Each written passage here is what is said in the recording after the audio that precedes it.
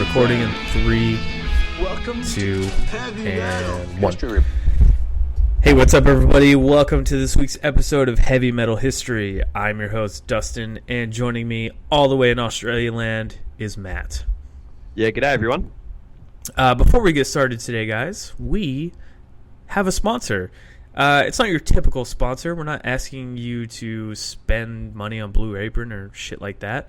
This sponsor is a cool thing, an artful thing, a thing that you should support. It's by my good friend Scott Lewis and Carnifex. His graphic novel, Death Dreamer. He is writing, or has written, I should say, a 54-page long graphic novel with artist Christian Dabari. It's called Death Dreamer. Like I've said 50 million times, and I'm going to say 50 million more times. It will be out sometime this year. I know the date, but I'm not allowed to say it. But we just want to get you guys fucking hyped on it. We're going to put links in this episode description. We're going to tag all his shit.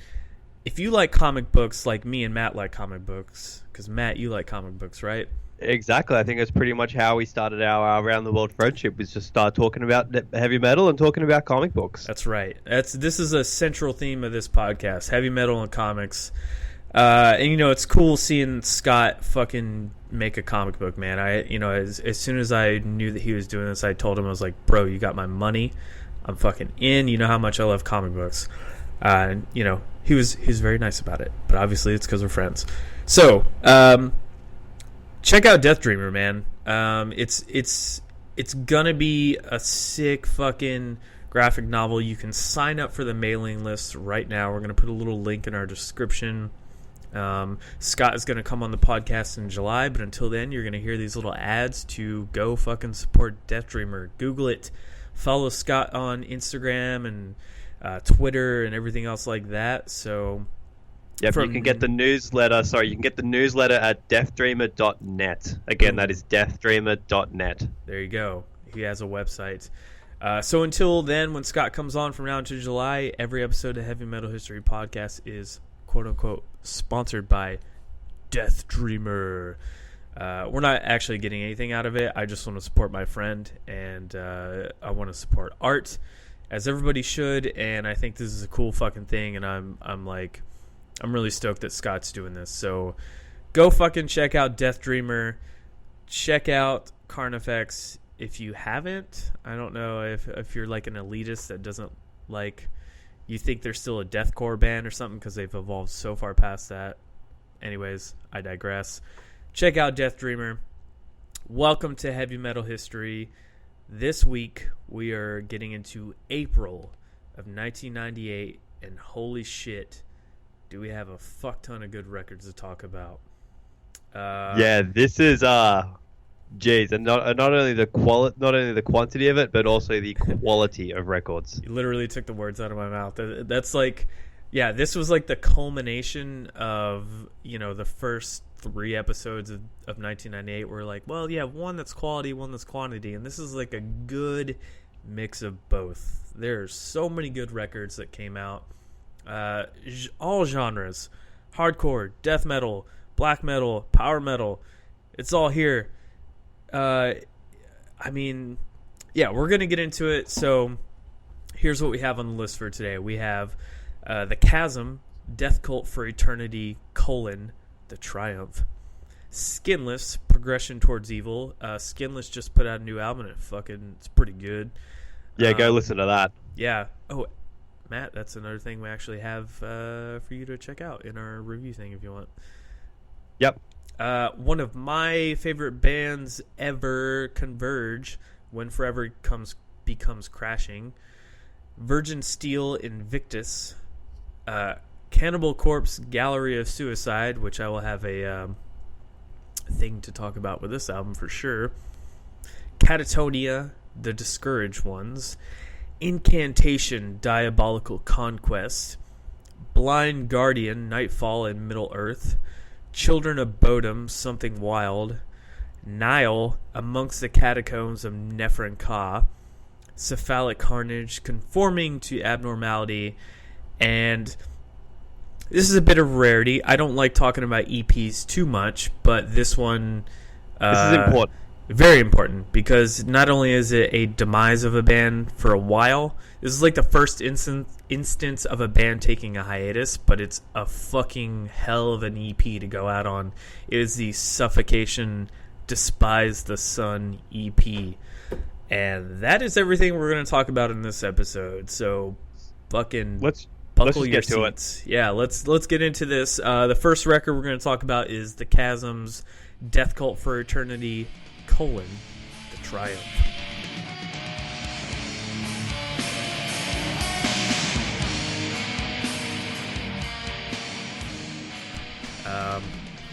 I don't have an exact release date.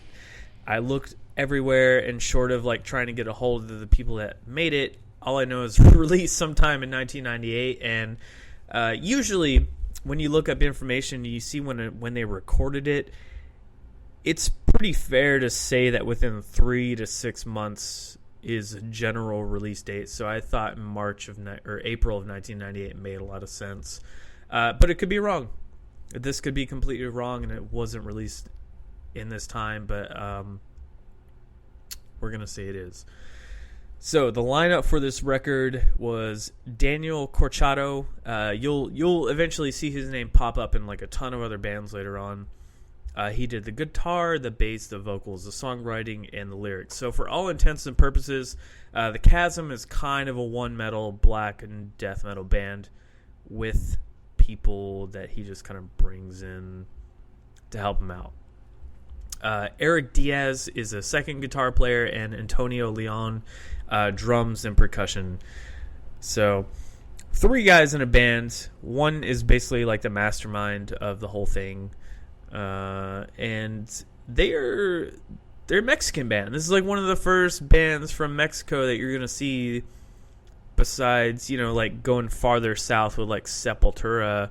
Or maybe like Brujeria. Brujeria. Yeah, Brujeria. Yeah, so like they're one of the first. That's what I was kind of getting at. Is like Mexico and metal, it just I don't know. It doesn't happen there, which is kind of strange. You would think with like the heat, it'd be ultimately oppressive, and you just poor, and you'd want to just write heavy metal songs.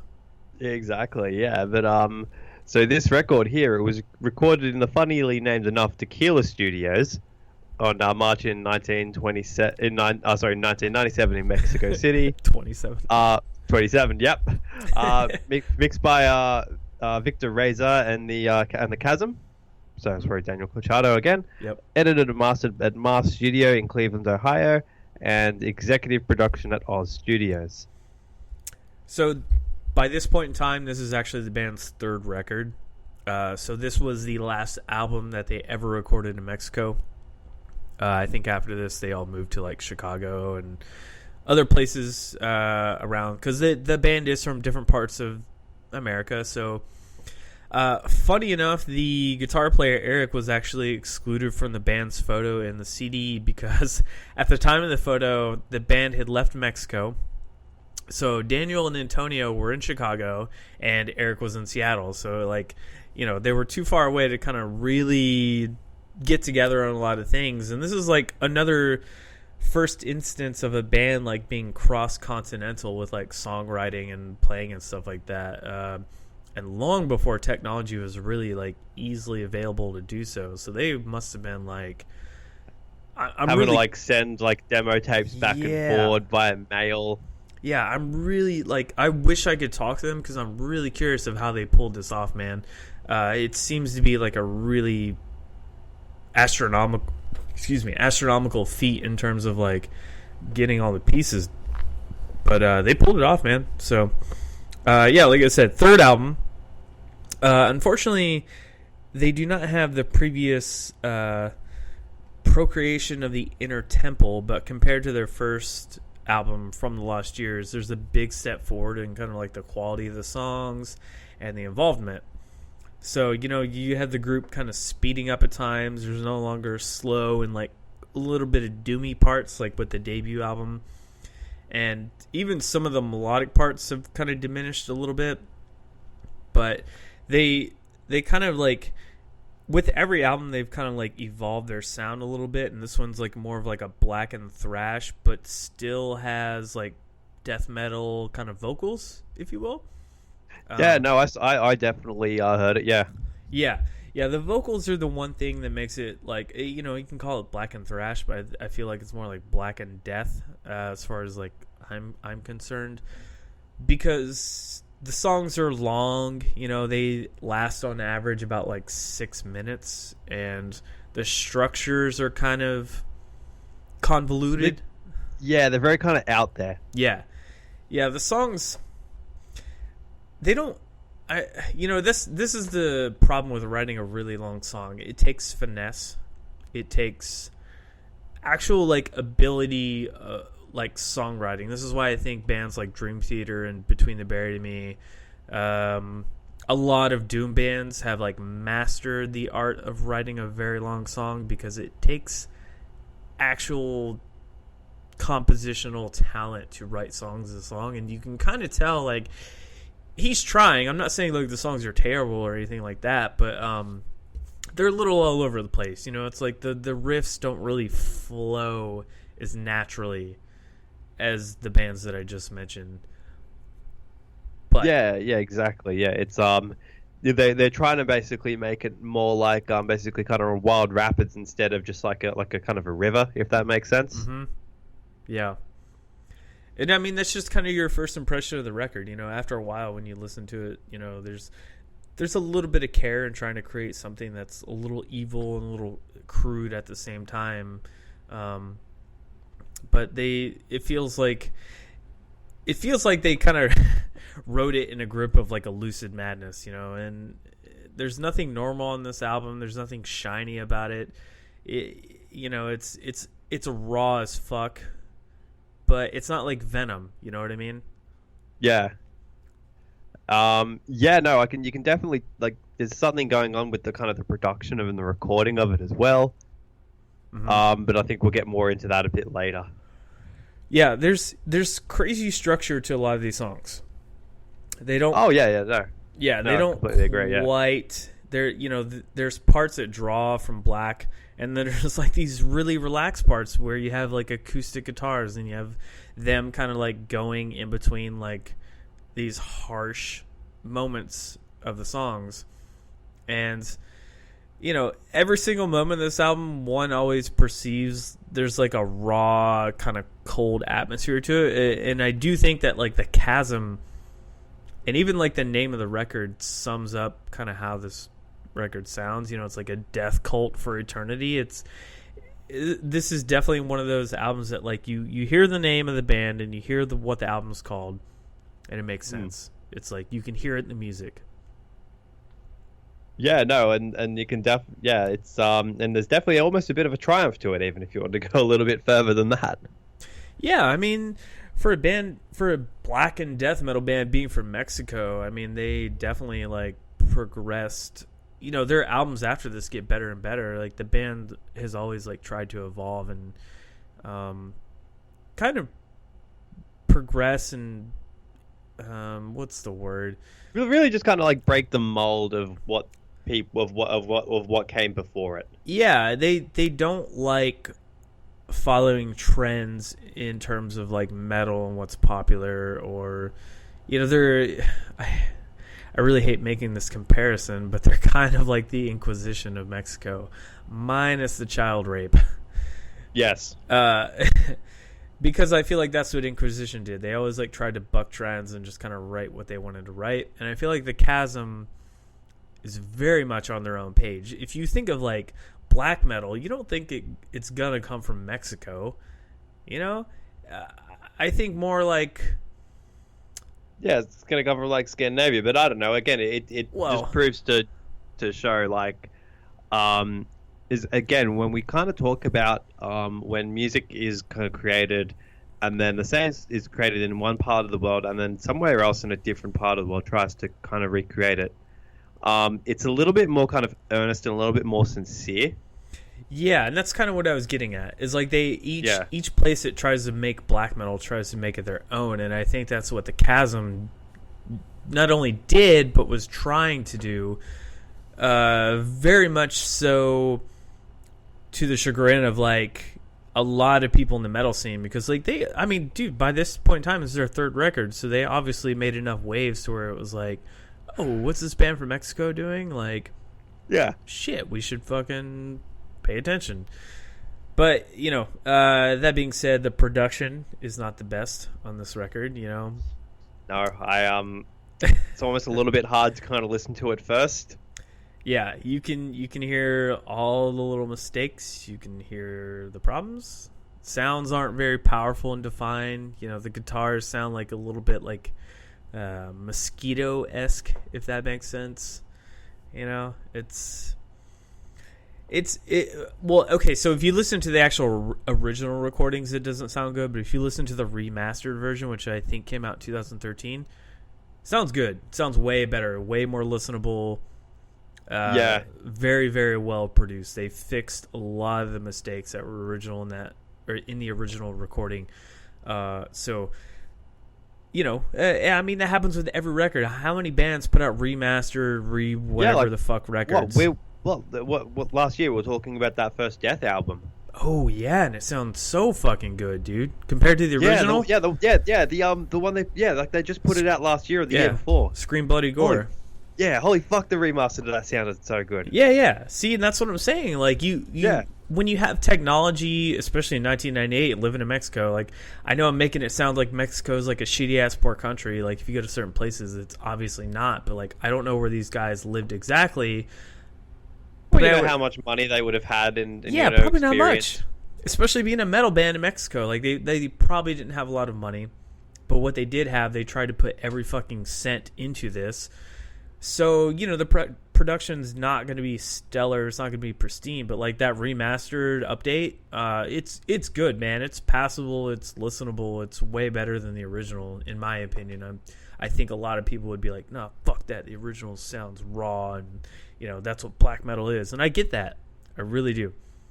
But for me, I think production goes a long way, man. This is why I'm appreciating like this second wave of black metal that's kind of happening right now with like good production behind it. Yeah. God damn, we are getting some good fucking bands that are just like killing it, and like you can hear it makes black metal sound more evil, in my opinion, whereas like, not just some dude playing on a shitty PV amp recorded through a tape player and then overdubbed on another tape player with another PV amp. Or a Fender amp, you know what I mean? Like, yeah, no, I completely get it. And you get you more of that kind of that doom and gloom kind of like, just the sound that is black metal. Yeah. And this is the cool thing about this album, man. Like, this is Mexico's interpretation of black metal. This is this one guy's interpretation of it, and he does a good fucking job with it. I think this album's and the band itself. The band is a little bit underrated and underappreciated and under the radar, if you will. Like, obviously, like, in doing research for this, like, it came up straight away for sure as one of the releases, but I never hear people talking about the Chasm or wearing a Chasm shirt, you know what I mean? Like, I don't see that, and I think that's a disservice to this band, because this album's like pretty solid. Like, it's like we said, it's not the greatest fucking album, but for what it was and like where it came from, you can't deny it at all. No, you can't. And one thing that's actually quite good with this album is its actual cover. Yeah, the cover is really weird, but they did update it for that 2013 remaster, and I think that it's actually a little bit better, in my opinion. But the original cover is really good too. It's fucking weird. It's got like, so it's two columns that are shown kind of dominated by an arc with an eye, and these columns represent the door to hell. And since half of these appear, there's like death wrapped by like fire and flames, and it's evil. It's evil looking, which is like typical black metal, I guess. Yeah, exactly. Yeah, and it's almost got a bit of kind of like. I said it's kind of almost like something you'd see kind of in the very kind of late 80s, maybe early 90s of kind of like music art. Yeah, and I think it works. I think that has to do with like the studios where they recorded it, maybe. But listen, if you love raw and evil death, black metal, thrash metal, then this album is right up your fucking alley. It is definitely an underground album for sure. Like I said, I don't know many people who are like talking about the Chasm on the reg, even like diehards or people on message boards or posting on the metal subreddit. Like I never see them pop up, and it's like, well, fuck, why not? Yeah. So for 20 years, man, what do you think? Yes, no, holds up, kind of holds up. I think overall it's a good album. I wouldn't say great, and I'd say it only it's a 51% holds up, but it's still a good album. Yeah, I think the remaster sounds better as far as production. The original, if I was listening to the original now, I'd be like, what the fuck is this? Like, it would sound I think dated. I actually listened to the original when doing this when kind of doing the research for this. Yeah, that's possible. Yeah, I kept a Bandcamp link where I found the remastered version, and I listened to it the other night, and I was like, all right, cool, got to get through this. I say listen to the remastered version. That's my opinion. But if you're like a purist and you want to hear like what the band actually sounded like, definitely go for that original 1998 version. It sounds dated, but it kind of in a good way. I will say that it sounds dated, but in a good way. And look where it came from, man. It came from fucking Mexico. Black metal from Mexico. How cool is that shit? This is where we're seeing metal branch out into other parts of the world, man. This is a cool thing. Like we said, the only other band we could really mention was Brujeria, and what else? That's it. That's all I can think of from Mexico. I don't know. Yeah, I'm sure we'll probably get like slaughtered in the comment section. Totally. Tell us all the bands from Mexico, please. I'm sure. Here Comes the Kraken. That's one of them. I know that one. Oh yeah, but they're like modern. I'm talking about like like back in the day. Yeah. Yeah. All right. So that wraps up that record. We're going to move on to... Now, I don't have a lot of information on this one, so it's going to be pretty quick. We just have like a little interview. But this is Skinless, Progression Towards Evil.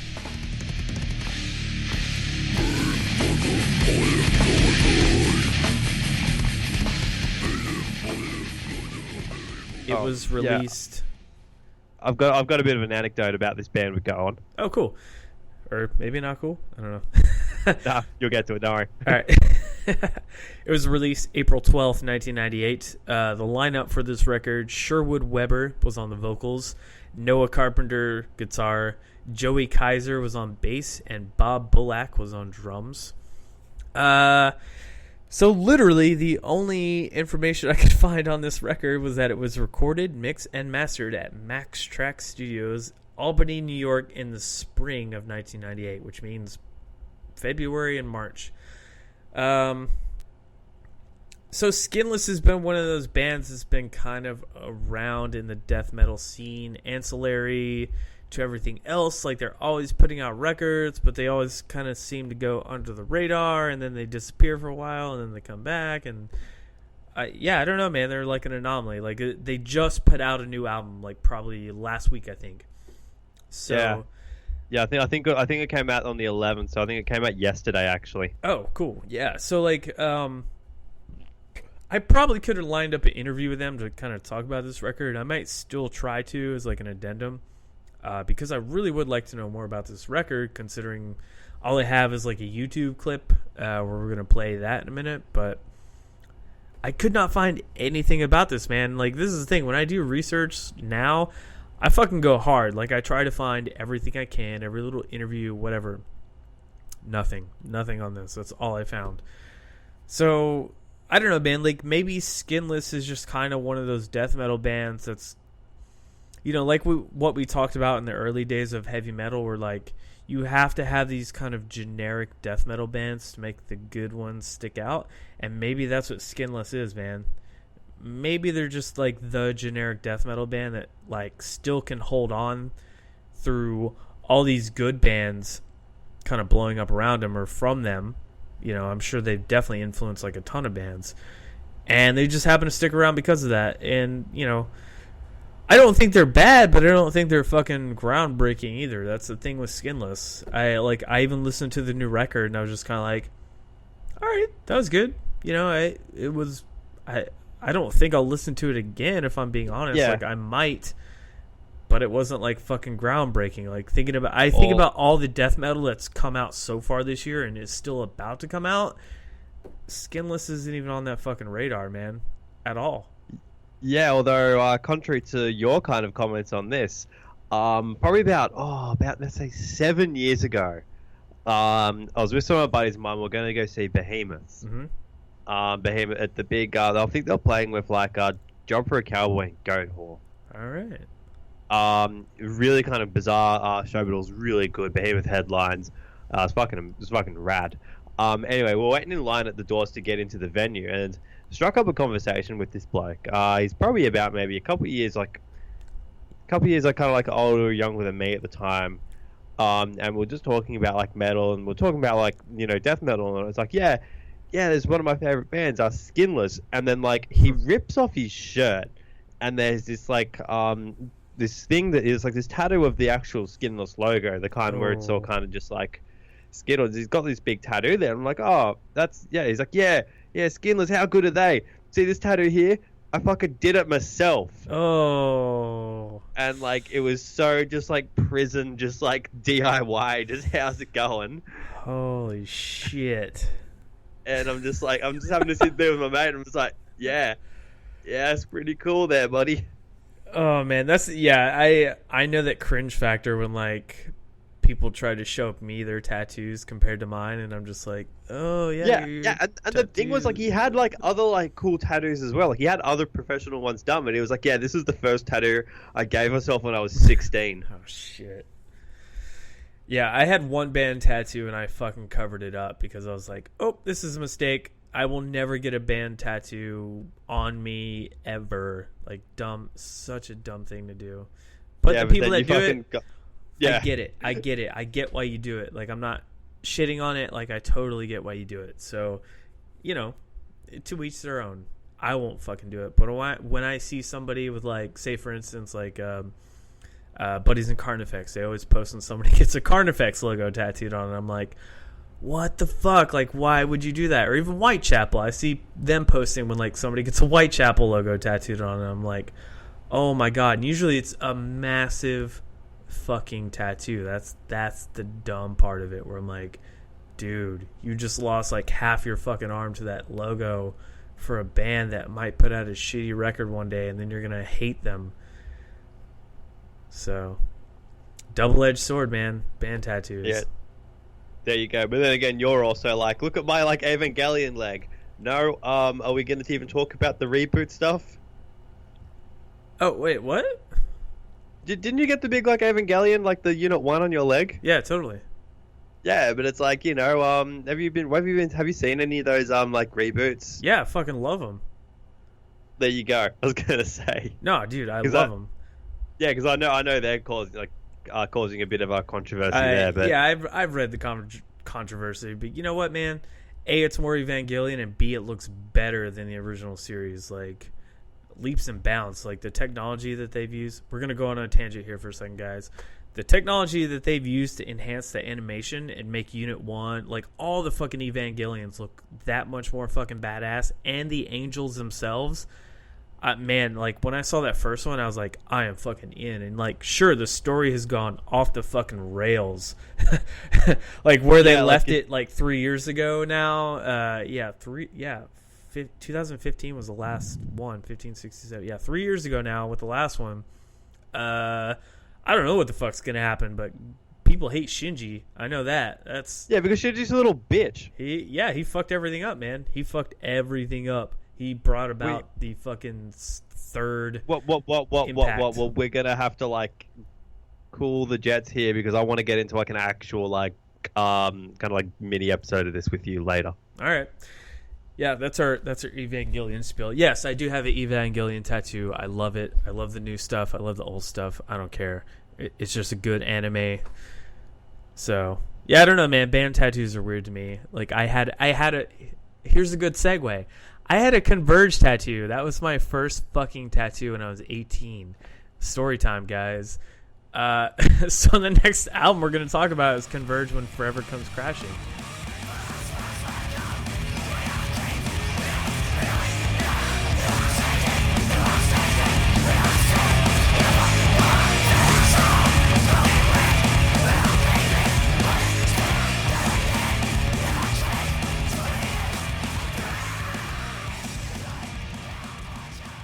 the Converge tattoo I had was on one of their like really obscure shirt designs. It was called like the All Seeing Eye or some shit, and I thought it was cool. I thought it was super cool, and I was like, oh, it's my favorite band. I want to get that tattooed. Come to find out, it's like a fucking god damn it, what's that group called that everybody it's like a Mason symbol, like a Freemason symbol. Freemasons, yeah. Yeah, and I was like, ugh, I don't want that on my body. I fucked up. So I covered up with Batman and Superman. And I still fucked up because look how bad that movie was, and I got it before the movie, like by like 2 years. So what are you gonna do? But, yeah, I don't know. Like, you can still always have the Dark Knight comic. That's fine. Yeah, that's what I'm saying. I got the Frank Miller Dark Knight comic on my chest, so that matters more than like a fucking Ben Affleck Batman tattooed on me. Oh man, do not get me started on that film. The film I wanted so much to be good. I know. I'm an apologist about that one. I like it too. Well, it's not that I like it. It's just like I thought Ben Affleck was going to be a good Batman, and I did enjoy him like the first couple times. And then I went back and rewatched The Dark Knight and the whole trilogy, and I was like, nope, he sucks. Yep. Anyways, yeah, so one of my favorite bands, Converge, When Forever Comes Crashing. It was released April 14th of 1998. The lineup on this record, you have a fuck ton of people on this record. You have Jacob Bannon on vocals, Kurt Blue on guitar and vocals, Aaron Dalbeck on guitar, Stephen Brodsky, the very famous, well, I don't know about famous, but you know, he's in a lot of, excuse me, he's in a lot of bands. He's in Cave In. He was on bass guitar, and he did guitar on track number 8. So this is before they had Nate Newton in the band. And you have Damon Bilardo on the drum kit. This is before they had, oh, Jesus Christ. Why am I blanking on the drummer's name? Because he's a good... Ben Kohler. Ben Kohler. Yeah, Ben Kohler, yeah. Yeah. Who's in Mutoid Man. So, like, yeah, I'm like, oh, I can't remember my favorite band's names. Yeah, I got it. I'm good. Anyways. And so with additional musicians, Travis, man, I'm just going to Chattel. It's got to be how you say it, Chattel. He did the cymbal on the song Letter Bomb. I don't know what that entails. Like, I've listened to that song a lot of times, so I'm like, did you just Where is it? Yeah, did he just like sit behind the drum kit and hit like a cymbal every now and then? Like, I don't know what the fuck. Anyways, he got credited for that, so it's cool. So with the production and recording history, so to speak, because this album has like quite a bit of people on it. You have Steve Austin, who did mixing, engineering, and produced it. Kurt Blue also did mixing, engineering, and electronics. Jacob Bannon also did mixing. Dean Baltalonis did the digital editing. So this is where we're starting to see digital come into play and people getting credited for it. Because I think everything before this was still fucking... like on analog, yeah. Yeah. So this is like one of the first Converge albums, I guess. That was on digital a little bit. So for guest musicians on this record, and there are quite a few and quite a prolific bunch here, you have Ben Cummings from Bane on backing vocals. Grail Mortellaro.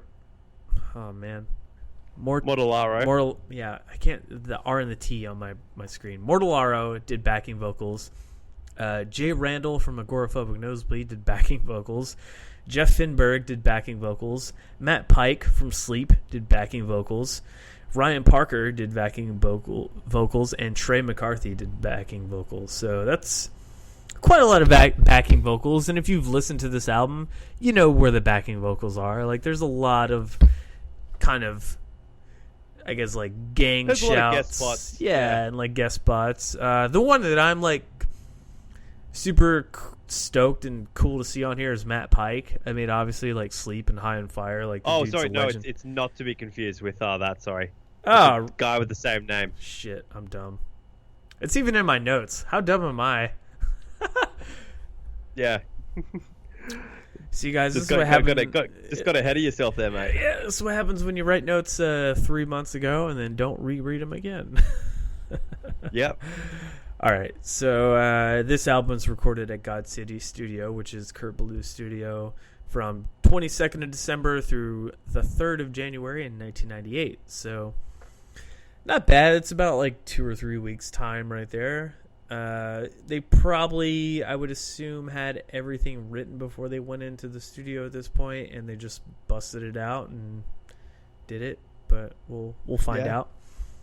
So Steve Austin of Today's a Day, along with Converge, produced the album and also provided backup vocals on the track Lowest Common Denominator. Like we said, Jay Randall from Agoraphobic, Jeff Finberg, Ben Cummings, Matt Pike, not to be confused with Matt Pike of Sleeping High on Fire. Sorry, guys. Grail Mortellaro, Ryan Parker, Trey McCarthy also appears backing vocals, like we said. So the original bassist, Jeff Feinberg or Finberg, however you want to say it, he actually left the band and he was replaced by Cave-In Stephen Brodsky. So that's why it's kind of note to mention Brodsky here, because he kind of came in last minute.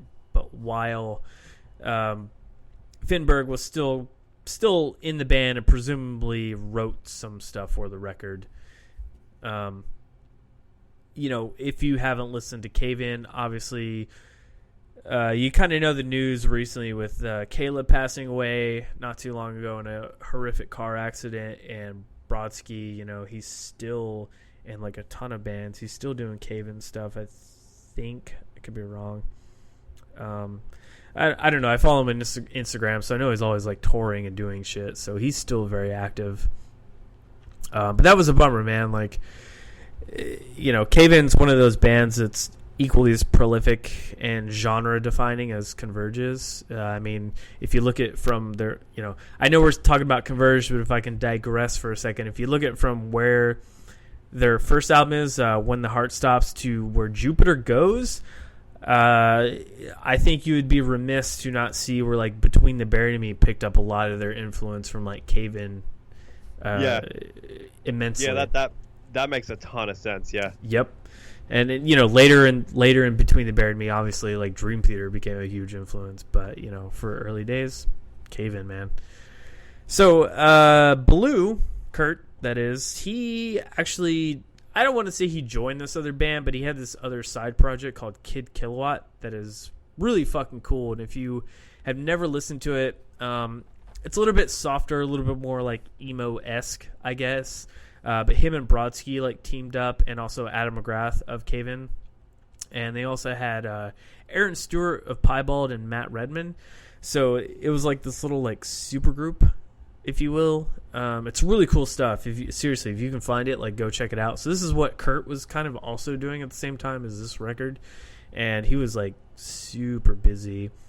So due to other members kind of being busy with other projects, the band kind of peters out, even though they would record everything they wrote together and this is talking about Kid Kilowatt, they kind of wrote everything together posthumously, and then eventually they released it in 2003. So they wrote everything in 1998, got released in 2003.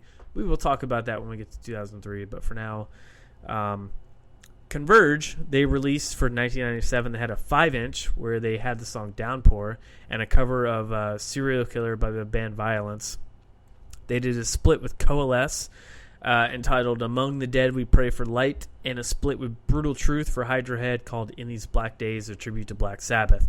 So they actually covered the song Snowblind on that. And I mean, this gets to where we fucking started our initial podcast, man, with Black Sabbath. How many bands have covered Black Sabbath? All of them. Yeah, exactly. Yeah. I think if you're in heavy metal and you don't do one Black Sabbath cover, you're fucking up. So, Converge, at this point, man, they are one of those bands that were like really DIY or die at this point. Like, they were always putting something out, whether it was a 7-inch, a split, it didn't fucking matter. They were always writing, always putting something out. Especially in between. They still do that to this day. Even right before their most recent record came out, they did a fucking EP called I Can Tell You About Pain. That's what this band does great. More than any other band. It's like, okay, sure, it took them like 5 years or whatever to put out an album between All We Love, We Leave Behind and The Dusk in Us. But you know what? It's fucking worth it, man.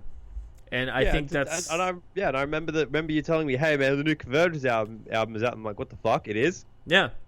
Didn't even know. Yeah, I mean... And I fucking love Converge, so didn't even know. So... I mean, I was, like, ready for it. So I was like, here it is.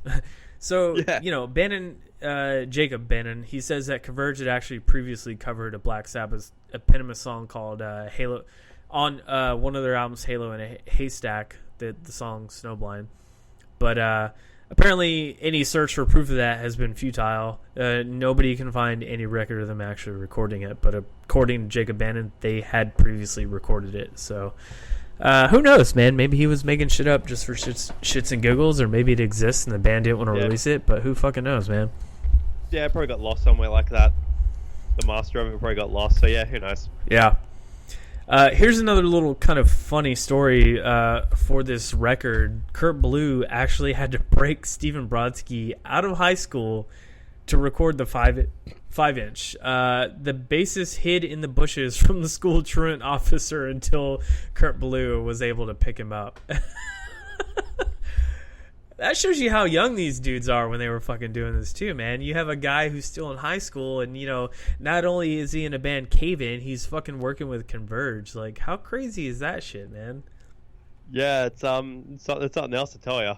Yeah, I mean, these guys were just starting out at this point. You know, I mean, I know they had one record before this, and we haven't really talked about it because we skipped ahead, but this is for, you know, like, as far as like Converge discography is concerned, this is like the start of the band, and from here, like, they just go on to conquer, you know, the hardcore world and metalcore world and everything else. You know, I mean, yeah, they can actually break it into like the mainstream. Yeah. To be fair, I do think they are one of the more mainstream metal bands, for better or for worse, whatever you want to call it. So, in April of 1997, they headlined the Really Loud Music Festival. What a great name. In Northampton, Massachusetts. Part of their set was actually on the 2000 DVD release for The Long Road Home. And in the crowd is Equal Vision Records' Steve Reddy. And he says, I remember thinking, wow, even the nerds and emo kids are kicking the shit out of each other, as he recalls. I was totally impressed by them live, and I was shocked by their mass appeal across the entire scene. And I think that right there is exactly what sums this band up. They are so universal across every spectrum of metal that people just are drawn to them, man. Like, they pull influences from fucking everywhere. Like, you can hear some black metal, you can hear hardcore, you can hear death metal in some songs, grindcore for sure. Like, I remember an old interview. I can't find it anywhere. I did try to find it, but I remember an old interview I actually read in a magazine where Kurt said, you know, when we were first starting out, we were playing Slayer riffs with breakdowns written around them. And I was like, you know what? That's a really good definition of how early Converge sounds. It sounds like leftover Slayer riffs, not Slayer riffs. Leftover Slayer riffs with breakdowns written around them. And I was like, damn, that's like spot on. That's what early Converge sounds like.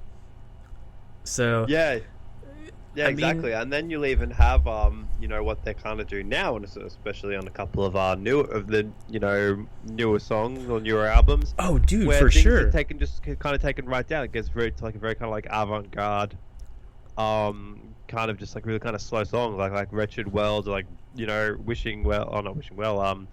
Oh fuck, what's that song? It's off that album. I can't think of it, but yeah, like everyone knows what I'm talking about. Yeah, I mean, dude, for sure. The band, they take chances. Doesn't matter, like, what they're trying to do. They're just like, doesn't fucking matter. Like, you know, obviously early on they were like, yeah, we're ripping off these bands. It doesn't matter. Like, that's what we do. But, you know, as much as they want to say they wrote, like, leftover Slayer riffs, and I think that's true to an extent, I don't think they really sounded like Slayer, you know, to be fair. Nah. Yeah, no, they still sound fucking good. Yeah. I can't remember. I'm gonna look it up real quick, but it should only take a second. We'll fill the air. Actually, Matt, if you want to finish up with what's left of this record, I'll look it up real quick about something on this album.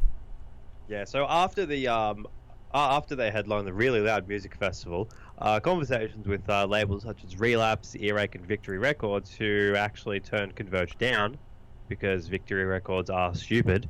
And they suck. Yep. It didn't result in anything concrete, but however, Equal Vision did sign Converge in July of 98, and they actually reissued petitioning their first album, petitioning of the empty sky, before unleashing this album, When Forever Comes Crashing, in April 1998. Okay, so it's not on this record, but there's a song called "Buried But Breathing." I think it's on "Petitioning the Empty Sky," but god damn it, that song is so good. That's all I was trying to figure out, is what album that song was on. Yeah. So this record here, their sole release was actually produced by Today's Day Steve Austin as the only LP with Brodsky on bass, who departed to focus on Cave In, whose LP Until Your Heart Stop will be produced by Baloo. So again, best friends, collaboration, all that kind of jam. And Jesuit's Nate Newton replaced him after this record. Yeah, so I mean, this is like the end of Converge 1.0 going into Converge 2.0, which would be pretty much the staple lineup from here on out. I'm pretty sure Ben Kohler comes in like not too long after this as well. I could be wrong about that. Obviously, I'm just he most certainly does. It is Nate Newton, Ben Kohler. They all come in for Jane Doe. Yeah, and literally a genre. We all know about that album. Yeah, genre-defining record, game-changing record. Fuck, that album sold so much. I see it go to repress like every 3 to 6 months in terms of like vinyl, which is crazy. Yeah, I know, right? Yeah. So when Newton joined Converge, he went on to comment in an interview with Aversion.com saying that, so I had no job and I was like, fuck it, I'll go. So thank you, Converge, you've ruined my life. I was about to spend the rest of my life working as a cabinet maker. So years ago, probably in like 2007, maybe 6, when No Heroes came out, I got to go see them live, and they were all hanging out at the merch table, and like this is before I had started touring or like really went to shows too much, so I was kind of having like that fanboy moment, and like I didn't really know what to talk to them about, and it's like that Chris Farley thing where it's like, so like, you remember when you did that thing? Yeah, that was cool. That was so cool. And they could kind of tell I was a little bit nervous, and they were just like trying to crack up with me about shit. And so the drummer goes, "Man, have you ever taken a computer cleaner, turned it upside down, and like sprayed it on your dick and masturbated with it?" I was like, I just started fucking cracking up, and I'm like, "No, is that something I should try?" And he's like, "Oh, dude, let me tell you, it feels so fucking good." And everybody else is like, "Yeah, man, like I do it like every fucking day. I just gotta spray that fucking computer cleaner on my dick and jerk off." And I was like, all right, so these guys know how to diffuse like awkwardness when somebody's like trying to talk to them. They tell funny ass jokes and stories like that. I knew they weren't really spraying computer cleaner on their dick. Yeah, because when you tried it, you ended up in the emergency room. No, I didn't do it. I'm not that stupid. And another thing too that kind of happened before that, I'd seen the video of Nate Newton smashing somebody in the head with his bass guitar, and I kind of brought it up. I was like, "Yo, dude, like what happened with that? Like that's like the craziest thing I ever seen." And he was like, I just saw the sigh and like kind of the look in his face, and he was like, "Oh yeah, I was just really young and dumb, and like I regret doing it." And I was like, this was like the first time I kind of realized like, oh yeah, somebody else got hurt and he probably had to pay the consequences for it. And nobody heard about it because the internet wasn't as prevalent back then. So it was just kind of like, oh, here's a video of a guy smashing a bass guitar in somebody else's head. So he was super bummed. Yeah, he was super bummed about it. But they fucking, like I said, they broke the ice. They knew how to fucking like talk to people. And like every time since then when I've like seen Converge, I usually talk to Jacob about like MMA shit. Like he's super into MMA. So I think the last time I saw him, I talked to him about when Conor McGregor was going to fight Jose Aldo. And I was like, "Hey, what do you think's going to happen, man?" And he's like, "Conor McGregor." And I'm like, same. So Was it? And did that happen? Because I'm not a. Yeah, Connor knocked him out in 13 seconds, so definitely. Happened. Was it that fight? Yeah. Yep. Oh, okay, right on. Yeah. One last thing I want to talk about with this album is the cover. The original or the redo cover? Well, here's the thing. A lot of people think that the redo cover is the original. I know. And even with that, a lot of people think that because Bannon does art, he did it. Mm-hmm. He did the actual redo cover. Nope, it was Aaron Turner of, not to be confused with the actual ISIS, but of ISIS. Yes, the band ISIS. Yeah, Aaron Turner does a fuck ton of art. This was literally probably right before Jacob Bannon took over the whole art direction of the band and did everything himself, which was smart. I think he had just graduated art school around this time too, so it makes perfect fucking sense that he would be like, "Nope, I got this." And I own some of his prints. I love his art so fucking much. I think what he captures and what he does, phenomenal. So, yeah, Aaron Turner did the art. I think it's way better than the original for sure. Fuck yeah. Yeah, it's cool seeing the Forever Comes Crashing and Petitioning the Empty Sky dual release with both the art on it. It's some cool shit. So everybody thinks that's the original cover. Like you said, definitely not. So I know they remastered and reissued this record multiple times. I don't care if it's the original or the remaster. I think they both sound fine to me. I love both versions, but that's because I love Converge. So I'm okay with either one. I think they both still hold up. I still listen to them to this day. So it's I don't know, but that's just me. I'm sure somebody else will listen to this and be like, no.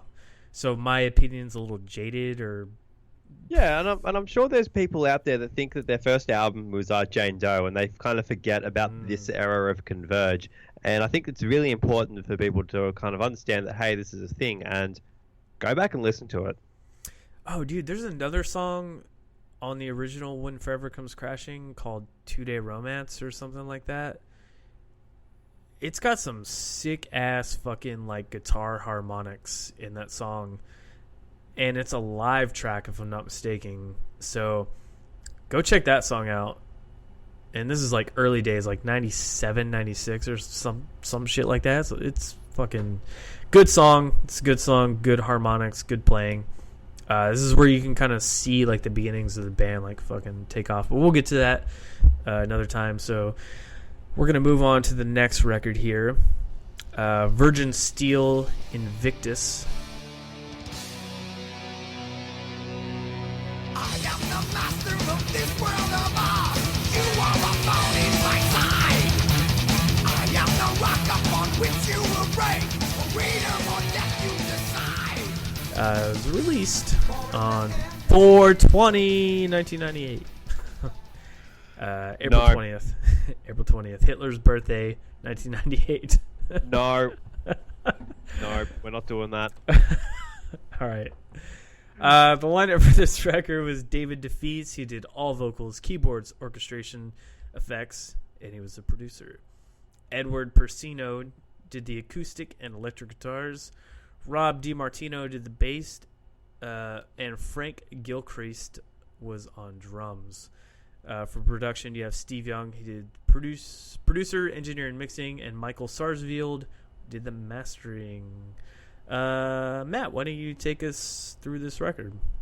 Yeah, so this was the 8th album from New York-based power metal band Virgin Steel, and it's the 3rd album in their Marriage of Heaven and Hell saga. This was recorded and mixed up at Media Recording in Belmont, New York, with its mastering being done at Frankfurt Wayne Mastering Labs in New York. With this Heaven and Hell saga, it explores the relationship and the conflict between humanity and divinity. The album's name is Latin for unconquered, machine Manowar. Yep. So not to be confused with Ross the Boss and his big sweaty pecs. Imagine a much more developed songwriting, a much richer sound, and really exceptional vocal demonstration where you can hear David sing quite aggressively a la Manowar. or you can make out some of his vocals as as more kind of angelic. Mm-hmm. When I was kind of really listening to this, you could really hear the kind of the contrast between the vocal performance left. Like his contrast actually kind of wanted me leaving more. So I wanted to hear a little bit more of this album. Mm-hmm. Yeah, like I mean, you know my opinion on power metal, so I was just like, heard one song, I'm good.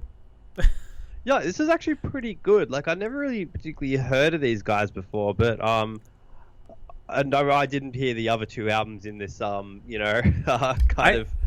I dig the concept aspect of it. That's always cool to me when a band can like throw a concept in here and spread it out between a couple albums. You know, it brings another layer to the art form and the writing, like immensely, especially to me. But man, I don't know. It just I don't know what it is about power metal. I don't think I'll ever like it. I don't know. I heard a couple songs and I was just like, all right, I got it. Like I didn't listen to the whole record. I'm not gonna go back and listen to the whole record. Yeah, I feel like this album is just consistent from start to finish. Okay.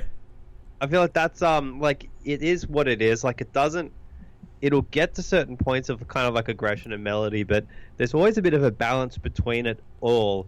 But it doesn't really get worse, or it doesn't particularly get really kind of better from the start. It really kind of just is where it is. Yeah, and I mean that's kind of what I notice about power metal is like everything in the band is good. Like the fucking playing is phenomenal, the vocals are phenomenal. Like I'm not saying anything that's involved in it is bad musically. It just doesn't resonate with me with like the sound that I'm looking for that I want to listen to, you know what I mean? Yeah. But I can appreciate the musicianship like immensely and like everything. Like, dude, the fucking guitar solos on this whole thing, like they're fierce and they will make you go crazy. Like at least in the one song that I heard, like it fucking killed. I was like, damn, that's a good guitar solo. That I can appreciate. But I feel like it's that kind of just over and over and over again with maybe like a bit of like a power ballad. Yeah. Is sprinkled in. This is more kind of like broad brushing with power metal here. Mm-hmm. So this isn't just this one particular album, but it'll have that in the kind of the one power ballad here, kind of every now and on one or two tracks of an album, and it will just kind of be like that for about like 40 to 50 minutes. And if that's your thing, cool. But unfortunately, like it isn't mine. But when it's done well, and I like it. But it's never done poorly. It's always just done kind of like. It's got a very kind of like a low floor and a high ceiling. Yeah. And I mean, from what I understand too, there's like a little bit of like keyboards and synthetic like orchestral arrangements on here, and like they kind of contribute a little bit to the atmosphere. Yeah, exactly. Yeah, when you're talking about like a saga between heaven and hell, like you'd really do want that kind of like orchestral kind of sound to it. It really just gives it like very kind of like a grandiose like final battle for like like the forces of good and the forces of evil. Yeah. I realize how important that is to power metal, like the sound and the feeling that you're going for and you're trying to get.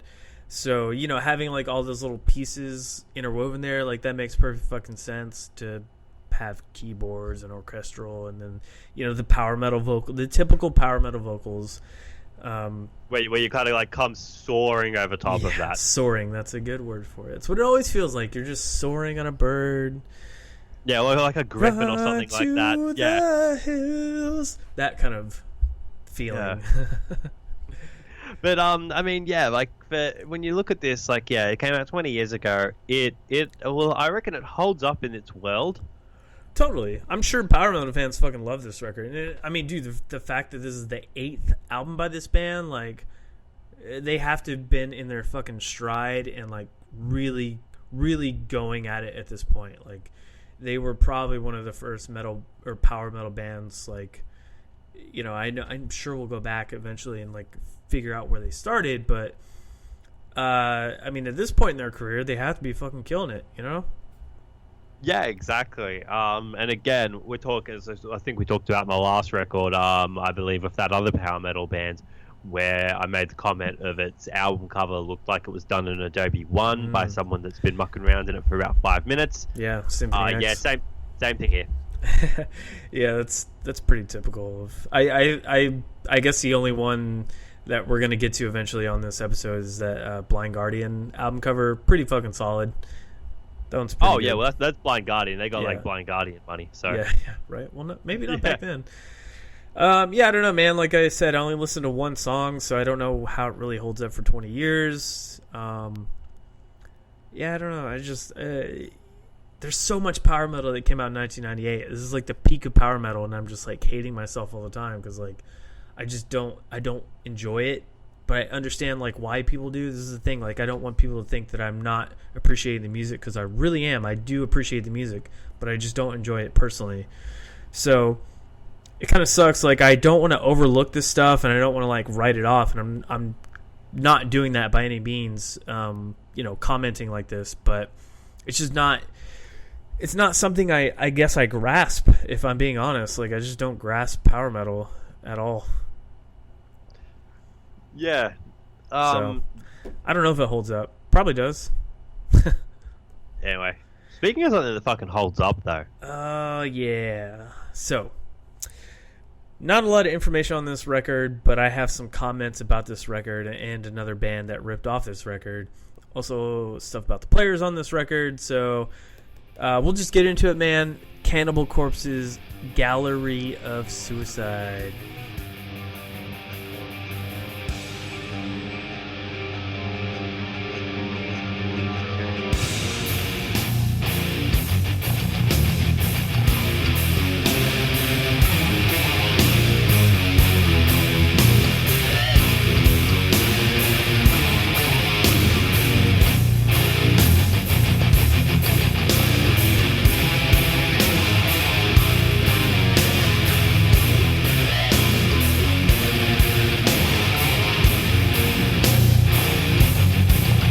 It said it was released April 21st, 1998, which doesn't make sense and maybe this has changed over the years, but pretty much how release dates work now is shit only gets released one day a week.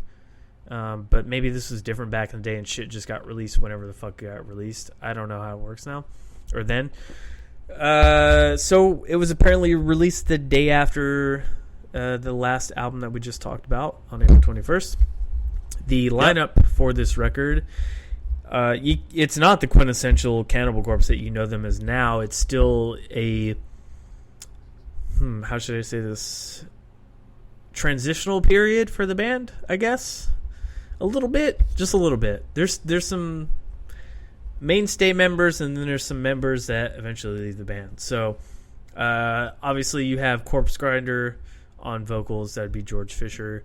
Motherfucking Jack Owen from Deicide on rhythm guitar, Pat O'Brien on lead guitar, who left. They believe this was the first album they recorded with Pat O'Brien after he had left Nevermore. Yep.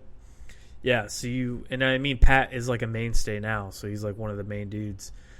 Alex Webster on bass, also a mainstay in the band, and Paul Markowitz on drums, also a mainstay in the band. So between pretty much now, like those four guys, besides Jack Owen, that's pretty much the Cannibal Corpse lineup.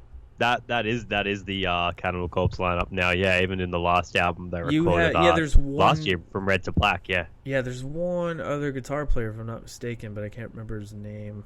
I believe it's Rob Barrett. Yep, that's it, Rob. Yeah, that's right.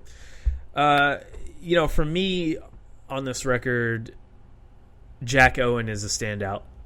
He brought some riffs to this fucking record that are so stupidly fucking heavy. And I would so also Secret Time, this is the first Cannibal Corpse album I ever bought. I bought it in the middle of high school, so like 2004, 2005. I didn't appreciate it then when I bought it. I was like, Listen to, and I fuck. Oh, sorry, didn't mean to choke over you. But like, yeah, if you're saying that this is the first Cannibal Corpse album you bought, well, this was the first Cannibal Corpse album I heard.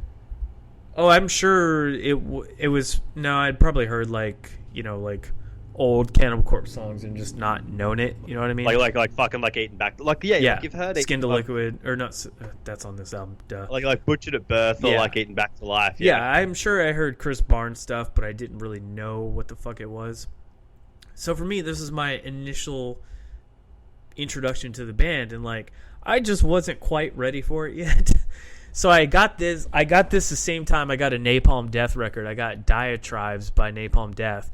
I enjoyed the Napalm Death record way more than I did this record up until probably 2008, and then Weatherford was like, hey man, you ever listen to Gallery of Suicide? I'm like, yeah, that was like actually the first record I bought. He's like, oh cool, you still listen to it? I was like, nah, like I just prefer like, you know, so and so albums better. He's like, no, listen to this shit.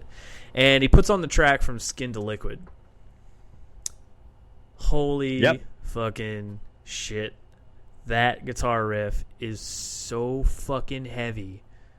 And that's a Jack Owen riff. That's not a fucking Pat O'Brien riff right there. That's all rhythm. That is a Jack Owen riff. It is so fucking heavy, man. Like, he put that on. It's just an instrumental track. There's no vocals on it. It's all instrumental. And it's just so stupidly heavy. I think they were just like, what do we even do with this? Like, how can Corpsegrinder put vocals over it? And they're like, we don't need vocals. It's just that heavy. I would like to hear vocals on it in retrospect. I think that would add a whole nother stupid dimension of heaviness to it. But, yeah, so he put that on, man. And I was like, Jesus fucking Christ. Like, changed my perception of this record. I always knew about I Will Kill You. That was like, that's the song that starts off this record, and it's also stupid fucking heavy. This whole album is stupid fucking heavy. Like, the guitar tone. Yeah, like the third album, Sentence to Burn, I think they actually released this as like an actual single for the band, and it has like an actual film clip to it. By God, that is still one of the most heaviest songs I've ever listened to. Dude. And it is one of the thing about Cannibal Corpse that like people like once you kind of get into it, you really understand. And this is a thing about death metal that that we know when you've got a good, what kind of like separates like the good bands to the elite bands is just how well the rhythm section just works together. Like Moskowitz and Alex Webster write pretty much everything. From lyrics and music as well, and you can tell that the rhythm is so in sync that guitars are just able to kind of just come in and do what they need to do. But it's that kind of solid foundation of just a fucking grinding, just like fucking stupid heavy kind of rhythm that really sets the tone for these bands as well. And it's the same formula that works in Cannibal Corpse, and it's actually the same, for a time, it's the same kind of formula that works in Deicide with Glenn Benton and Steve Asham playing on bass and drums respectively. Yeah. No, and I mean, like I said, Jack Owen played with Deicide for a short amount of time, and he contributed like a fuck ton of really solid shit to that band as well. And he's one of those guys that like he just kind of floats around in all these different bands, and like when he's in that band, like that band gets so much better. They put out like this solid, underrated album, and I think that's exactly what this album is. It's underrated as fuck. It's because by this point in time, this is their 6th album. It was released in 1998. But this is the first album that got Pat O'Brien on guitars, and it was the last album to be recorded at Morrisound in Tampa. Everybody knows Morrisound. That's where every Florida death metal band went to go record ever. So this was the last Cannibal Corpse album to be recorded there. Or even... Wait, how did I write that? It could be either... Sorry, guys. It could be either the last Cannibal Corpse record to be recorded there or the last album that was recorded at Morrisound. My bad. I didn't word that correctly, but I'm pretty sure it was the last Cannibal Corpse album to be recorded there. But I mean, yeah, so this is their 6th album by this point in time, and, this is their 2nd album with Corpsegrinder, 2nd or 3rd album with Corpsegrinder, if I remember correctly. It went fairly under the radar. They had, obviously a lot of shit about the cover, which Vincent Locke did the cover art. He does all their cover art. He's like the Derek Riggs for Cannibal Corpse, basically. And yeah, it just kind of came and went, man. If you look at this record, like, nobody ever really talks about it. Yeah, it's such a shame because there are such some absolutely just fucking bangers on this album here. And I think it's really when they kind of really found their sound with moving away from Chris Barnes and onto George Fisher. Yeah, I never really much cared for their first album they did with Vile. I never really cared for that, but a lot of people say it's a fucking good record. Maybe I'll go back and listen to it after this. But Gallery of Suicide, that will always have a special place with me. Same here, man. And like I said, if it wasn't for Weatherford like reigniting my love for this record between this album and Bloodthirst, which is the other one that Weatherford's like, no, you gotta listen to this one too. Those are probably like my two. Yeah, Bloodthirst, dude, for sure. Those are probably my two favorite Cannibal records, besides like choice songs off like their new stuff, or maybe like, I don't know, Kill or something like that. But yeah, I mean, this is what got me into the band, so like I can't deny it. And like him showing me from Skin to Liquid, like you guys will hear it in the transition when we're going to talk about this record, because we put in clips there now. But yeah, fuck, dude, that guitar riff, it's untouchable. And here's the thing, this is the other thing I want to talk about. If any of you guys read my record reviews for right now, because I'm the only one writing them for now. Recently, Twitching Tongues put out a record, and on that record, they did a song.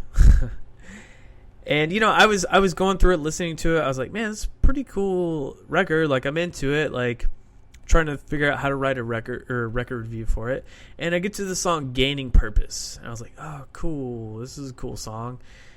And then like a few seconds in, I'm like, I've heard this song before. I know this guitar riff, because once you hear a fucking heavy ass guitar riff, like, you know where it fucking came from. And all they did was rip off Cannibal Corpse's From Skin to Liquid, like literally the last minute to 40 seconds of that song. That's all it is that initial guitar riff, and all they do is they change like the pattern a little bit and how fast they play it. Yeah, that's it. And that is and just to kind of know a bit about Dustin's kind of like personal kind of idiosyncrasies. I'll sometimes wake up to a message and he'll be like, "Yo, I just listened to this song. I fucking ripped it off. I fucking fucks." Yeah, I do that. I do that a lot because I listen to so much music. So like, I know when a band has ripped off another band. I'm not gonna admit the. Fuck, how should I put this? I got in a Twitter fight with the guitar player from Chelsea Grin, and we're not gonna get into that whole thing. But basically, he had a song where he rips off Nuno Betancourt's band Extreme from Bill and Ted. That song, Do You Want to Play? Literally, the song that he rips off starts at literally 10 seconds after the Extreme song starts, and it's the same fucking riff that they start on. It just goes into a different guitar solo, and I'm like, you ripped off 30 seconds of another band song with a... Like, anyways, I hate when bands rip off other bands, especially when it's a heavy-ass riff like this, and like Twitching Tongues is like... They're a cool band, like I don't mind them, but when they're on Metal Blade, that's the other thing too. Like, you fucking gotta know every other band that's on Metal Blade, and Cannibal Corpse is on Metal Blade, so like, how the fuck are you gonna rip off another band, especially Cannibal Corpse, that's on the same label as you? I'm not saying they did it on purpose, but it's there. Go listen to it for yourself. Pull it from Skin to Liquid, then go find the Twitching Tongue song, Gaining Purpose, or we'll post it on our fucking Facebook so you guys can fucking see it. And it's there, man. If you don't hear it, I don't know what the fuck you're listening to, but yeah, Matt's right. I will do that, man. I listen to so much music. I'm like, yo, listen to this. How fucking close does it sound to this? And I mean, like, think about that same thing happened. You remember when we were doing our early episodes and that fucking Van Halen song ripped off Slayer ripped off that Van Halen song, I guess, come to find out. Yeah. Yeah. It's like, what the shit? Like, how is South of Heaven one of the best Slayer songs ripped off from fucking Van Halen? Yeah, like Seasons in the Abyss, I think Seasons it was. of the Abyss, yeah. Crazy, right? Who would have thought? It's bizarre. But, yeah, man, but for like, dude, 20 years, this album fucking holds up. Yep. I agree. Pretty much all of their shit still holds up.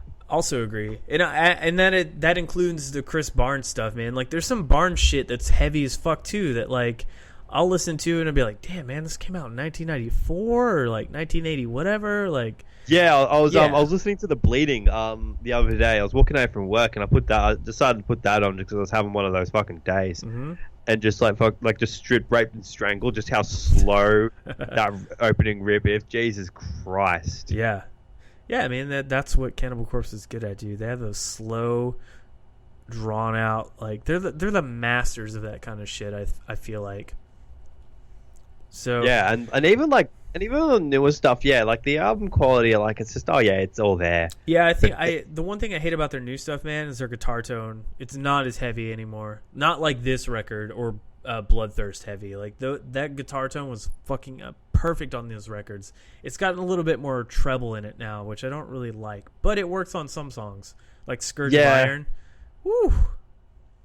Yeah, I don't know what happened, because like they've been working with the same guy for like the last like 10 years, like Eric Rattan. Yeah. And he's always managed to get like fucking great sound out of them, but I don't know what's going on as of late. Yeah, I don't know, man. But I don't know, they're just kind of doing their own thing, and I can't fault them. I'll still listen to it. It's like basically like, do you like death metal? Yeah. Do you like Cannibal Corpse? Cool. Well, duh. And yeah, you're gonna like this record. It doesn't matter what it is. They could literally be doing cover songs of like Teletubbies songs, and I'd be like, fuck yeah. All right, I'm into it. Yeah, something like that, yeah.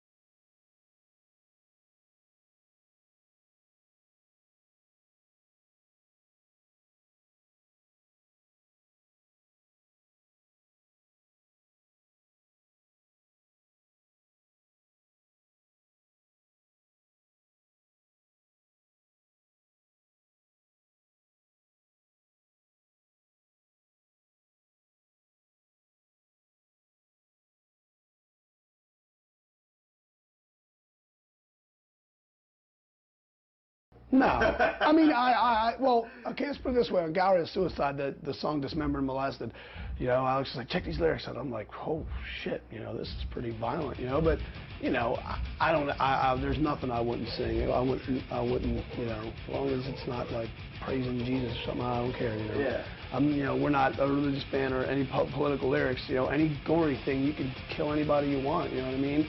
They can, you know, mutilate anything in any way, you know, and I would have no problem, you know what I mean? Because it's really all basically, you know, inspired by horror movies, and that's all it is, you know. None of it's, you know, intended to, you know, give people ideas. I mean, shit, you don't even need us for that, you know. Watch the news, you know what I mean? But a lot of times we sit around a practice space and we have like, you know, like a piece of cardboard is what it'll end up being, or just a big piece of paper.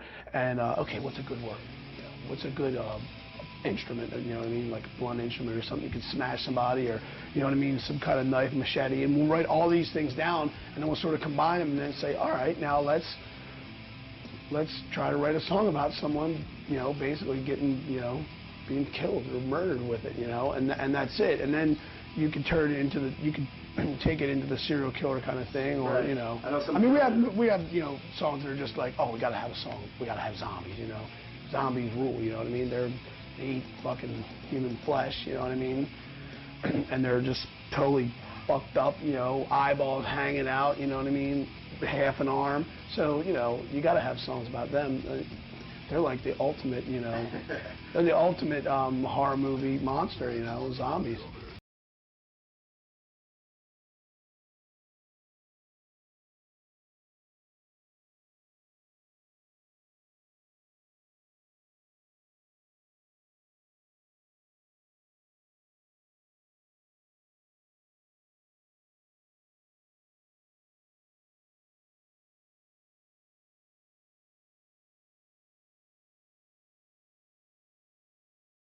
Cannibal Corpse is meant to be what it is, you know. It's an extreme. It's this, you know. It's Cannibal Corpse. It's, you know, you take all our CDs and what we've done or whatever, and we felt we've stuck true to ourselves, and you know, and I think the fans respect that, and we definitely felt we feel that we owe it to the fans, we owe it to ourselves, you know. I mean, I don't want to be one of those bands, you know, that that people liked for, a few records, and then, all of a sudden they make this right turn and they're doing something else, and hey, if they want to do that, that's fine, but the way I always looked at it is, it's not the same band, so I mean, if say that was the case, say all of a sudden we didn't want to play this anymore, well, it would be really ridiculous for us to keep it going as Cannibal Corpse, that would just be unfair to everybody, and we wouldn't do something like that. We'd be better off just like saying, okay, it's over, we can look back and be regarded as one of the most intense bands of all time, never, so-called sold out or, compromised or anything like that, so I think that's kind of our goal now, really, just to see how long we can keep this going, All right, so the next record we have here is Katatonia's The Discouraged One.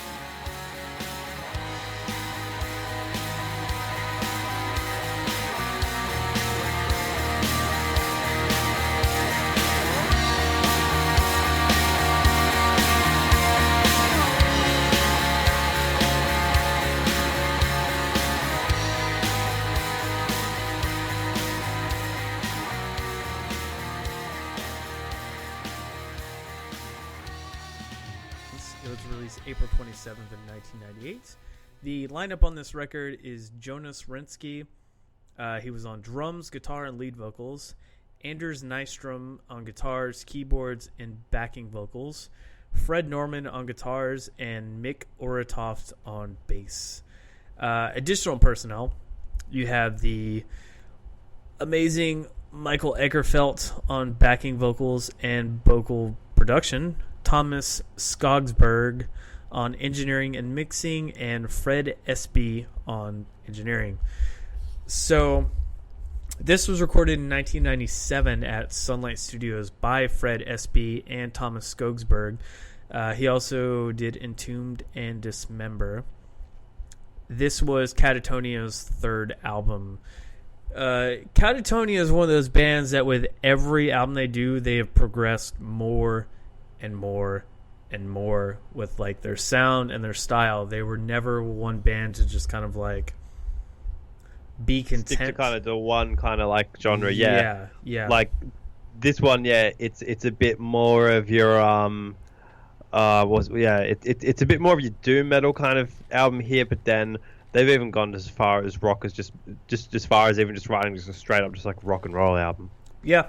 And then going like back to doom metal, and then just going back to like just weird European shit. So yeah, they kind of put an end to like the growling vocal style in the previous releases, and that kind of gave the band like a little bit of a broader appeal.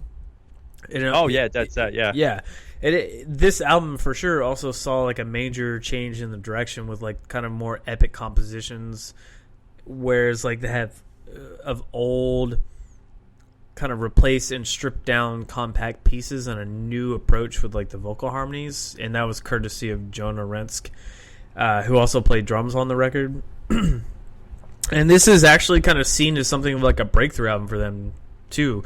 And I mean, you got to think by the third album, like if a band's not doing something different or pushing the boundaries, are they really going to make it past the third record? True.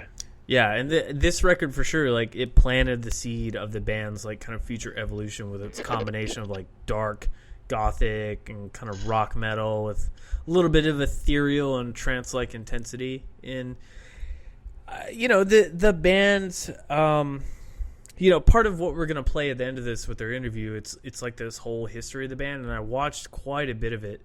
In fact, I watched the first 44 minutes of it, and the way the band started out, man, they were just kind of playing in a rehearsal space in a school after hours. When like they would literally break into this building and just play all night if they had to kind of get the band where they were at. It was just two guys at that point. Yeah.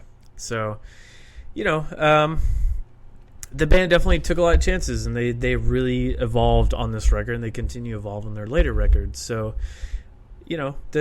the band knows what they want to do. They have a clear vision in mind, and I think with the Discouraged Ones, they definitely incorporated that.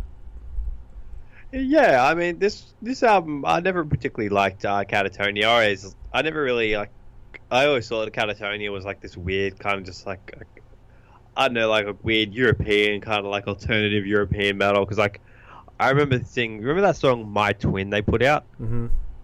Yeah, that was the only like song I ever heard of. That was like, oh wow, this is what we're doing here. Yeah, not like, not the best song to really get into them. Yeah, not the best one, but like if you're into them, you're into it. I remember like I don't know, people like you know when you're at gigs, and they'll like, play kind of like music over the PA between like one band setting up, well one band finishing and the next band setting up. Mm-hmm. I swear to God, like a fucking time of about like 3 months when I'd be going to gigs back in like you know the late kind of 2000s, this song would always be playing. Huh? Really? I don't know what it was, whether like the guy that was running the soundboard just liked the song or not, but yeah, it's always been like stuck in my head. It's always been like one of those like kind of things there. I don't mind the band. Like I'm into doom metal, so like I'm in like shoegaze and like all that kind of stuff that they kind of take parts from. So I'm okay with Katatonia. I don't really go out of my way to listen to it, but if it's on, I'm like, all right, yeah, I'm into this. But everybody's different, man. Especially with doom metal, that's like the hard thing. Like you really have to kind of stick out to be worth listening to. Yeah, I don't know. This just isn't for me. Yeah. This release is the last one with Michael Oratoft on it, and it is also their last release with Jonah Rinsky on drums. For future releases, he would actually be focusing on the band's lead vocals and contributing guitar work. So, according to him, Rinsky, that is, he said Discouraged Ones has sold roughly 20,000 copies as of 2001. Now, that's an okay number for back then, especially being a metal band from excuse me, from Sweden. They yeah, but then again, is it totally for 1998 and like thinking about where record sales were for metal bands between 1998 and 2001? That's only like 4 years. So to sell 20,000 records in 4 years, that's not bad. I don't think so, anyways. I mean, think about what bands sell nowadays in 4 years. If you're not like Lamb of God or something like that, you're not going to get 20,000 copies of a record sold in 4 years. And I'm thinking like top tier metal at this point. You know what I mean? Katatonia. Yeah. Yeah, I was 1998. thinking about like you had stuff like At the Gates and In Flames all came out of Sweden. Yeah. No, I'm sure I'm sure At the Gates has sold way more fucking records than Katatonia. Oh yeah, but I mean, I'm thinking about like this is their third record. They weren't writing Terminal Spirit Disease at this point. In comparison. Oh yeah, no, I completely get you. Yeah. So I think that's a good number. 20,000 copies for this band, third record, not bad. So the one thing about this band too, man, they've at this point never has really, especially a metal band, expressed melancholy kind of like this. They took inspiration from like kind of shoegaze with like The Cure and Red House Painters, but they also don't abandon the metal roots like whatsoever.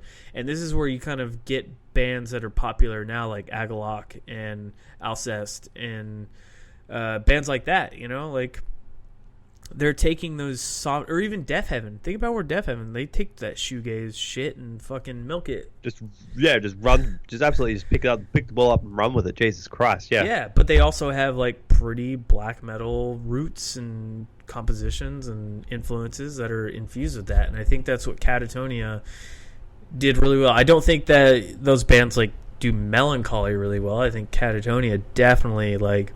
That's kind of what I like about doom metal a lot too. That's why I call it like funeral doom a lot. That's another subgenre that gets like thrown out there. I think Katatonia. There's melancholy, and then there's like fucking Woods of Ypres melancholy. Is that how you say that? Ypres. I would always keep the Y silent and just say press. Woods of Press. I don't know. I'm probably saying it wrong, but either way, that actually sounds right to me. I was like, damn it! As soon as you said it, I was like, it clicked in my head. But either way, that band, they may as well just call that band I Am Very Fucking Sad. Yeah, you're not wrong. I was listening to them the other night. Probably because I was really sad. Yeah. Yeah, it sucks what happened to them, man. But yeah, so, 1998, fucking trying to put band, like, if you think about, like, a metal band being influenced by The Cure, in 1998, people would be like, get the fuck out of here. Like, metal doesn't fuck with The Cure. Like, you listen to The Cure, get the fuck out of here. Yeah, go, paint your nails and have your hair heaps weird. Yeah. But nowadays, it's like commonplace to have like, oh yeah, Robert Smith's mad. Totally. Yeah. Or The Cure is actually a good band, so. No, same here. I can't listen to them now because of my ex-girlfriend, but, I love The Cure either way. Yeah. Yeah, so I mean they're taking in a non-metal influence and infusing it into metal, and that's one thing I really love about when metal does that. That's kind of why, like, if you guys listen to that episode that we did with the band A Cunning Man, I was really stoked to hear about their non-metal influences as much as I was to hear about their metal influences, because it's very clear that there's a non-metal influence in there, but it works for their metal songs. You know what I mean? Yeah, no, I completely agree. Yeah. But yeah, I digress. So getting back to this record, what they've done with this record is something that very few bands from the metal world have kind of managed to find success in, and they took influence and inspiration from non-metal genres and effectively incorporated them into their own sound, and they didn't forsake their true essence, man. So, while in the past they were known for like fusing black metal, death metal, doom metal, gothic rock, whatever the fuck, and all these other elements into their music, none of their discography, Discouraged Ones and the Saw You Drown EP, with the beautiful like Quiet World that should have made the album, were likely being the only exceptions to this rule, comes close to embodying all these elements into one cohesive whole. And that was often because Katatonia wrote riffs but did not know how to make them lead anywhere. Instead, they kind of made a little bit of a repetitive album that for some would make them lose interest. And fast, most likely, if you think about it. That's kind of like the crux of doom metal right there. It's repetitive and it's slow. Yeah, and the good ones are able to still keep that, but still keep you engaged. Yeah, man. I was actually I was getting caught up on music the other night, and I was listening to that Mournful Congregation album, your Countrymen right there.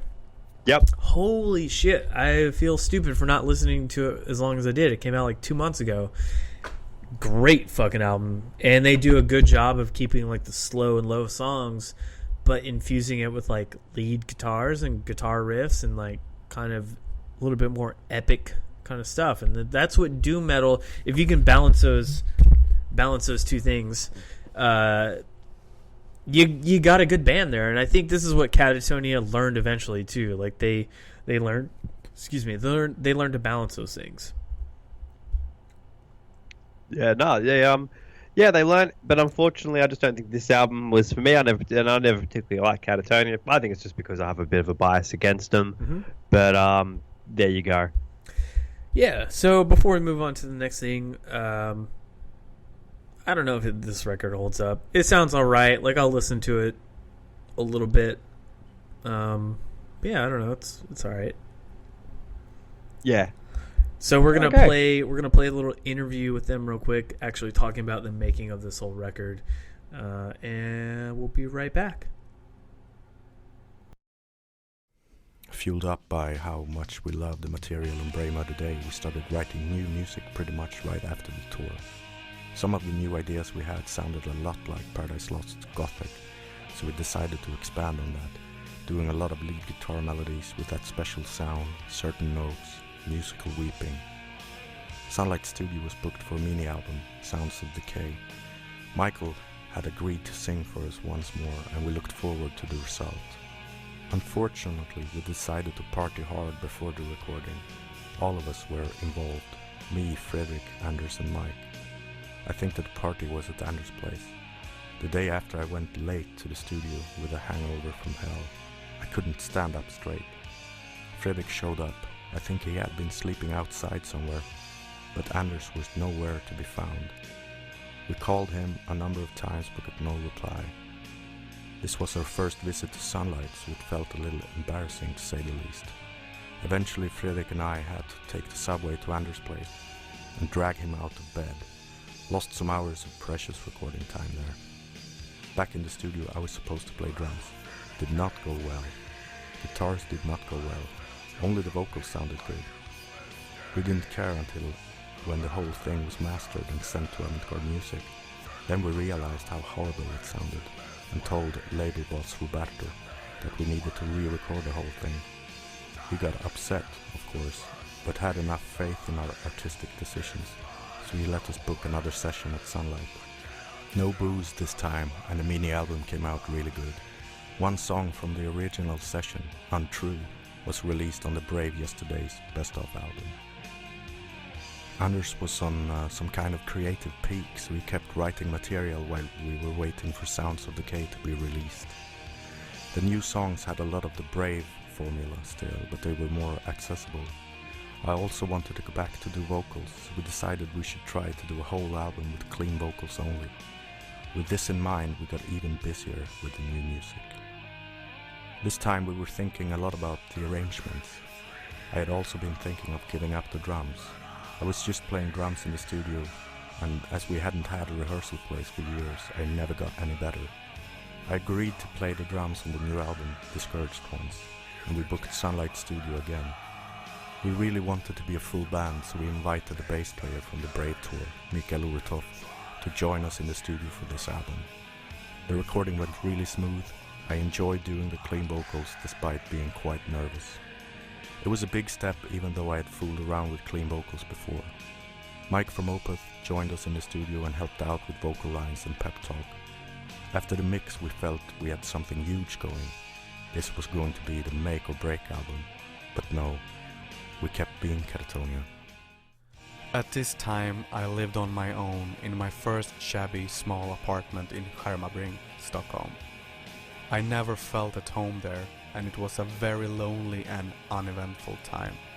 No cable TV, no internet, no money, and always a close to empty fridge at home.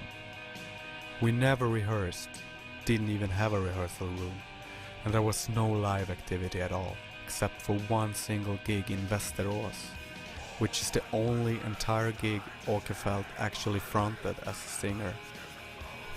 We were headlining the gig out of 5 bands and probably had a nice backstage, but we never bothered to have a look. I don't know what was so terribly bad, but I think we felt uncomfortable for some reason. We decided to sit crammed together in our car out in the parking lot the entire evening. Imagine 5 empty faces staring out for hours from behind condensed windows, not even drinking. That was us. From what I remember, the gig went well. At least Mike met his future wife there. A little Yamaha 4-tracker, a guitar and some pedals were the tools I occupied myself with day and night. And despite being so miserable, my creativity was peaking at the opposite end. Both the material for Sounds of Decay and the full Discouraged Ones album was written during this time pretty much back to back. Especially with the latter, I started to put a lot more emphasis on arrangements and musical build-ups of the songs. I wanted to compress the style of Brema the Day into more of a rock standard song format, and I think we succeeded. It was as simplistic as it could be, but it didn't lack the hooks nor the melody. I remember we were looking for a drummer and put up ads in the music store saying one of your feet should be on the bass drum and the other on the hi-hat, to mark and emphasize our rock approach. But we didn't find anyone that would seem to have the personality we were after. The most common problem in the band since the start. So we decided that Jonas would do one last album of drumming, and then he would switch to lead vocals from here on. I also sang a lot of the backing harmony vocals on the recording of this album. In the chorus of the song I Break, it's actually me on lead vocals and Mikael Åkerfeldt on the harmonies. Fred Estby, the drummer of Dismember, who engineered the recording at Sunlight, said we sounded like the Cranberries. I drew a new logo, much more distressed looking than the previous one, and as the double bass drums had disappeared, so did the pentagram. Being Katatonia means nothing is ever gonna happen. The album title says it all. Discouraged Ones was released and got mixed response. We thought the album was great and we were eager to promote it, but nothing happened. I don't think we even did one single gig to support the album. No tours, no gigs. I'm not sure why, but probably a mix between the usual Katatonia manner and the fact that the label had a hard time selling the album. We were an underground band that all of a sudden tried to step up the ladder and do something that Paradise Lost and Tiamat had done before. Our problem was that we were still very underground, whereas they had been doing their thing for years and had a huge following already when they started to alter their sound. But we got the album of the month in Terrorizer, which felt like a relief. Oh well, I remember that we had one gig scheduled in Norway. As I didn't want to play drums anymore, I had talked to Anders Nordin, a drummer who had just left Opeth. He agreed on doing this one gig with us and we rehearsed with him. Then 1 or 2 days before we were leaving for Norway, he called me up saying he couldn't do the gig. It was something with his work. Discouraged Ones? Kid me not. The one good thing that came out of this album was that we got letters and phone calls from bigger record labels. Especially Earache and Peaceful were very interested in what we were doing. After some talk with both of them, Anders and I flew over to England to have a meeting with Peaceful. They had been releasing some of our all-time favorite albums through the years, so it felt like a dream coming true. Hammy and Lisa Peaceful were great people, so we signed with them, and this was the goal we needed. New label, new opportunities, and a good reason to start writing music again, instead of sitting around being discouraged. We started writing songs, and were on the lookout for a new drummer. Tried a few people, they were good drummers, but we didn't click, I guess. Alright guys, hopefully you dug that little interview. If you're listening to this, me and Matt did not get to finish recording the full episodes. We're actually splitting this into 2 parts. This is going to be part 1. The rest of the 6 records will be on part 2, which will be out in just a couple days when we finish it up. So that ends this episode. Thank you so much for listening. Obviously, follow us on Instagram, Twitter, all that stuff. You guys know the deal. Thank you for listening, and we'll see you in a couple days. Be excellent to each other. And party on, dudes!